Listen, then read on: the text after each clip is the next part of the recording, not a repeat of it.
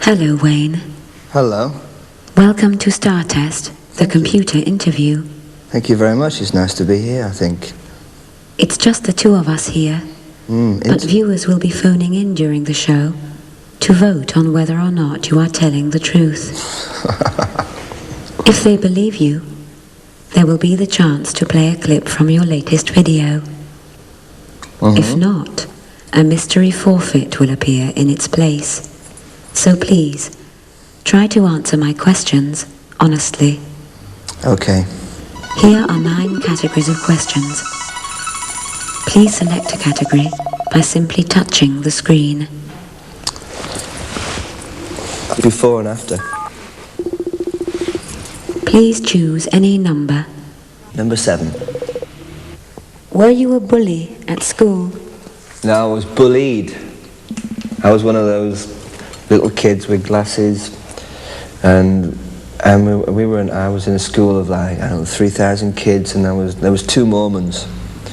There was myself and this other kid, but luckily for me I could play soccer really well, so I didn't get bullied that much. And also I was the cross-country champion of the school too. I could run longer and further than anybody else.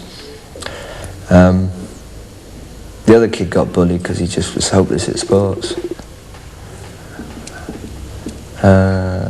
Number 12. If you knew that you had just a year left to live, how would you spend the time? I'd get completely out of my head. I'd go through 12 months of complete self-annihilation, I think. I think in a lot of respects I'm a very excessive person anyway. I do tend to go from one extreme to the other.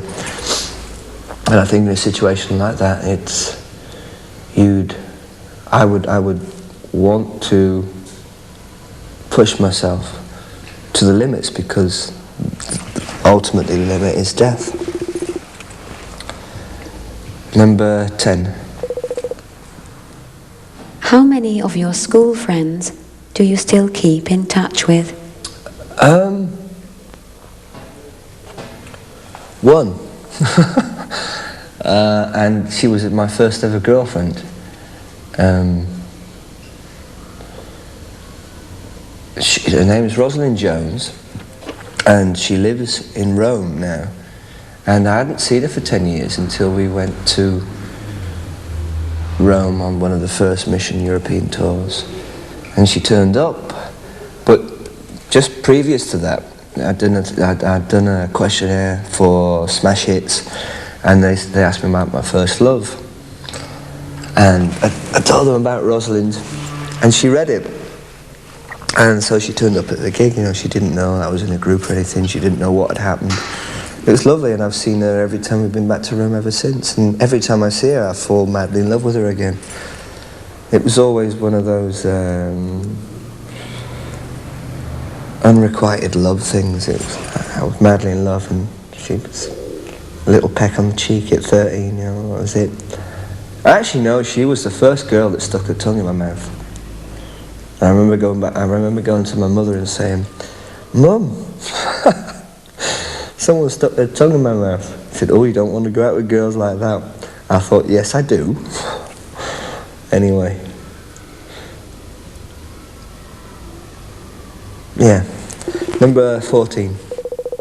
Which is the most valuable piece of advice you have been offered? I think it's time you went to bed, Wayne.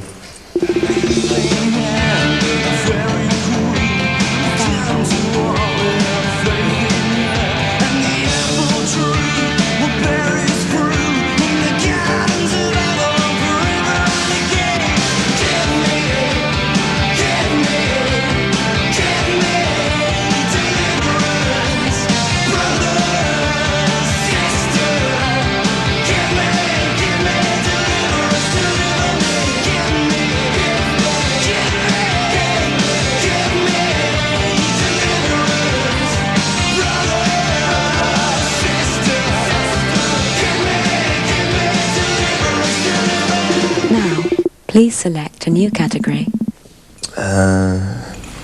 Sweet and sour. Please choose any number. Number 7. How do you look in drag? Very good.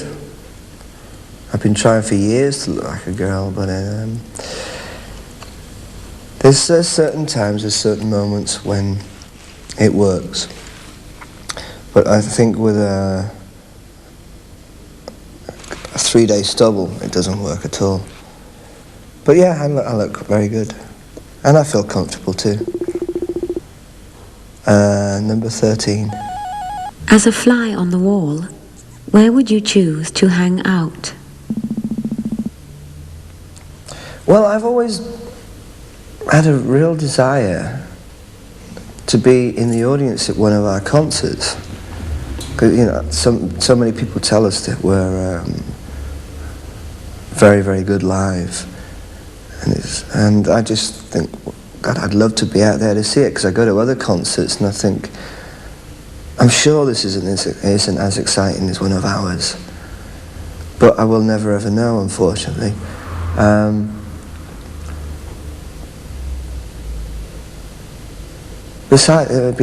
Beyond that, I wouldn't want to pry into anybody else's personal life that much. Number 5. What was the worst review you've had? There was a time a couple of years ago where I felt very vulnerable to what the press was saying about me, and there were a couple of reviews. We hadn't released the record for a while, then we released Tower of Strength, and there were a couple of single reviews that didn't focus on the record at all.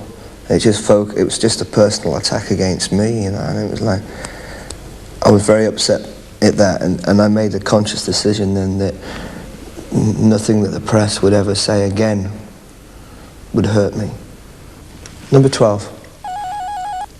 How far did you deliberately set out to be thrown off the James Whale show? Very deliberately. Actually, I wasn't thrown off. They just cut to a commercial or something.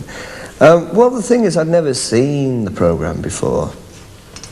And everybody advised me not to do it. And said that the guy is, you know, is a real dickhead and he's going to wind you up and make you look a fool. And I thought, well, there's no way I'm going to do it, but there's no way he's going to make me look a fool. I'm going to get him first. And we just played in Sheffield that night, so I was very, very drunk and very, very happy. So I went there with the conscious idea of not letting him get one over. Now, please select a new category. I'm sure these flowers are moving in this room.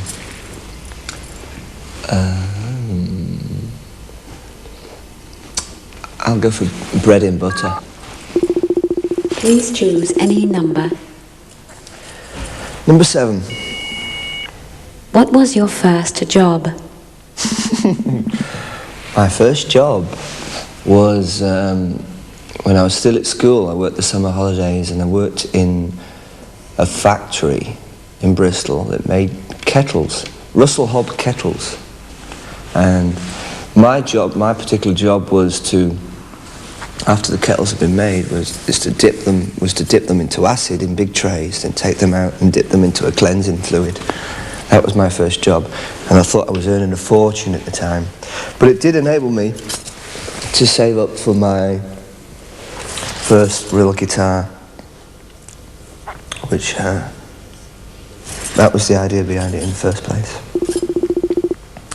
Number 13. How much were you paid for the last tour?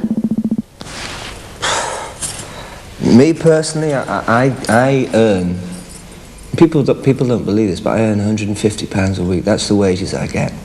Obviously, there's the publishing on top of that, but that doesn't come in weekly.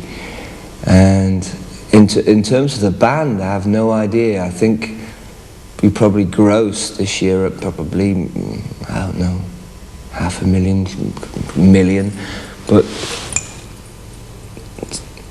we are in debt because of the tour. The way we tour and the way we want to do things. But I mean, it's all paper figures to me. It's all telephone numbers. You know, as long as I've got enough money in my pocket for a packet of cigarettes and a few drinks, I'm happy. Number 3. How charitable are you?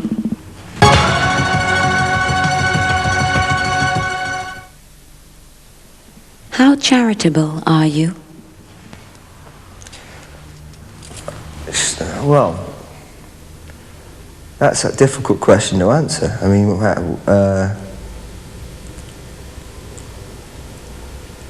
it's like blowing your own trumpet. I don't know. I mean, because I feel that we've done things that have been very, very charitable. I've done things that are very, very charitable. But on the other hand,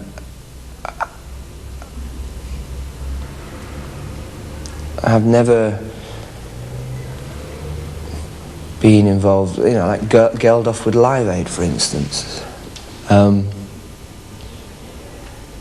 I don't know. I mean, we've done a lot of things, lot of little gigs for various charities, but it's not something that we kind of. I guess we feel not very comfortable with it, actually. In terms of, I wouldn't like people generally to know about it. Now, please select a new category. Love and passion. Please choose any number. 7. What things make you violent? Vodka. And betrayal. But betrayal doesn't really make me violent, it just makes me angry. I'm not a violent person by nature, at least I don't think so. But when I drink vodka, it makes me violent. So I don't drink it anymore. Number 3, please. How many hearts have you broken? I think I'm unable to answer that. I can tell you how many times my heart's been broken, and that would be 3 times. But I won't go into that. Number 12. Is monogamy a problem? No, not for me. I don't practice monogamy at all. I don't have I don't enjoy a monogamous relationship, and I don't think I ever have done, really. For some people it works perfectly. I know that Craig in the Mission is very monogamous, and for him it's perfect. But for myself, I feel like I've got too much to give to so many people, and maybe it's just a case of not having found the right person yet. I don't know. 5. Have you ever experimented with aphrodisiacs? No. Yeah, I have. I recommend them. Who is your favourite painter? Monet. Which is your worst horror character? E.T. Do you like oysters? Oh, very much. Which is your favorite pizza topping? Tuna. What was the first record you bought? I bought 3 at the same time. I bought Jeepster by T-Rex, Gene Genie by David Bowie, and Ernie by Benny Hill. Do you like country and western? I hate it. When did you last bite your toenails? I think, well, I've tried recently, but I'm just not nimble enough. Probably about, I was about 8.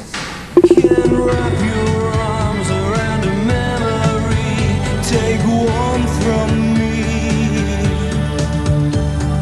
Cold autumn winds cut sharp as a knife, and in the dark for me, you're the candle flame that flickers to life. Love breaks the wings of a butterfly on our wheel. Please select a new category. Oh, what a choice. I'll go for honour and justice, I think. Please choose any number. Number 7. What's the greatest virtue?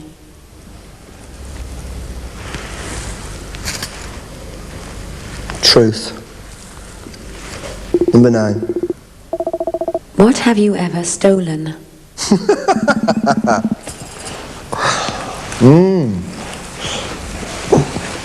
Nothing. No, I've stolen people's songs. I've stolen ideas. I've stolen records from record shops. I've stolen notepads from W.H. Smith's. I don't know what. Nothing that would really, really hurt people. I mean, I wouldn't. I remember actually my earliest memory of stealing and getting found out was when I used to live in Bristol with my parents. And I don't know how old I was, about 8 or 9. I was coming home from school one day and I saw this Indian headdress in somebody's front garden. And I stole it. I took it home. Then I got really panicky and, you know, because I was also a mum at the time, it was like, oh, of course, really guilty. So I gave it to my friend. I thought that would ease my guilt. And the next day when I came home from school, there was this group of kids from the posh school at the other end of the village. They ambushed me and said, where's our headdress? And it was like, they beat me up and it was like, oh, retribution. I remember that. That was horrible. I said, I gave it to Gary Fornell. He's got it. I don't think they ever got it back, actually. Because he was a lot bigger than me and older. So they couldn't beat him up. 11. How self-righteous are you? Very. Oh, God,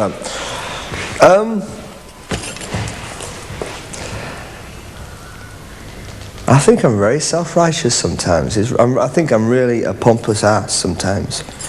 And other times I feel really humble. I don't know, you see, the whole nature of what we do, the nature of what I am in terms of the public, I think decrees that that there has to be a degree of self-righteousness.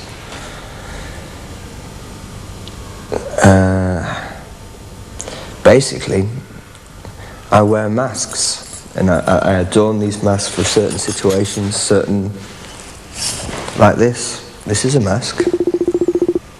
Number 15. What are your views on the death penalty?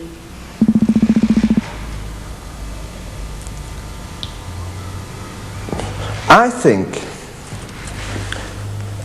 somebody that goes out and rapes little children and murders them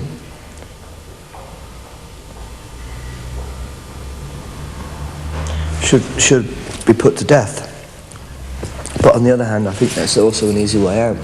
I think in a way they should have their genitals cut off and then imprisoned for life. I think and life to me be made uncomfortable. I don't know. I mean, it's really kind of.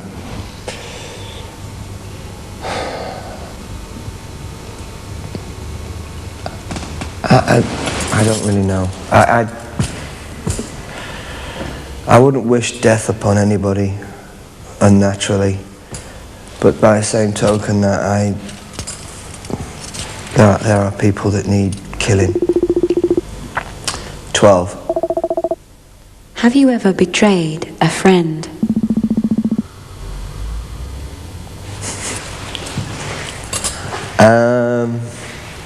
Not consciously, but I guess I must have done. I guess there are friends out there that will say he's a right bastard.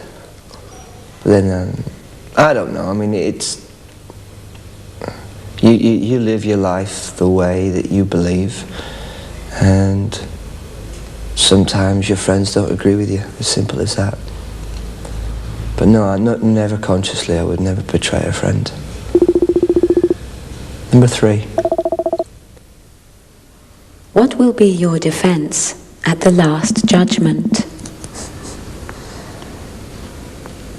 I have no defense. I'm guilty. Thank you for playing Star Test. Thank you for having me. How do you feel at the end of the interview? I'm dying for a piss. Who would you like to see in the Star Test chair? Oscar Wilde. You are now invited to select 5 characteristics from the on-screen menu, which you feel best illustrate your personality. Right. Shy. Optimistic. Courteous.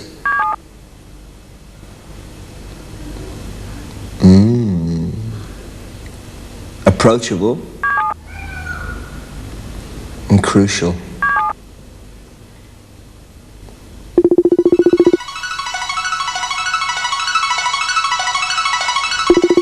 The phone poll results show that most viewers are happy you have been telling the truth. Yes, I think that's probably right. I know I wear dark glasses and you can't see my eyes, but I think anybody that's ever known me knows that I'm telling the truth.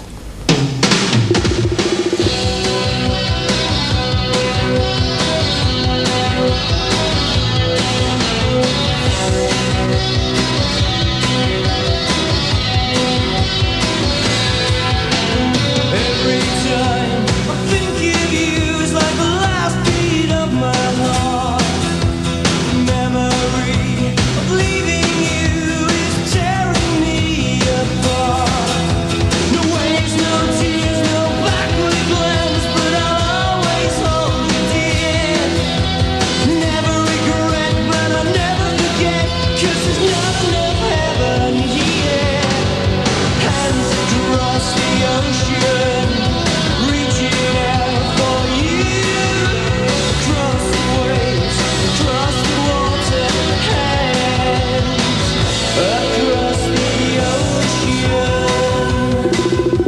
Goodbye. Bye.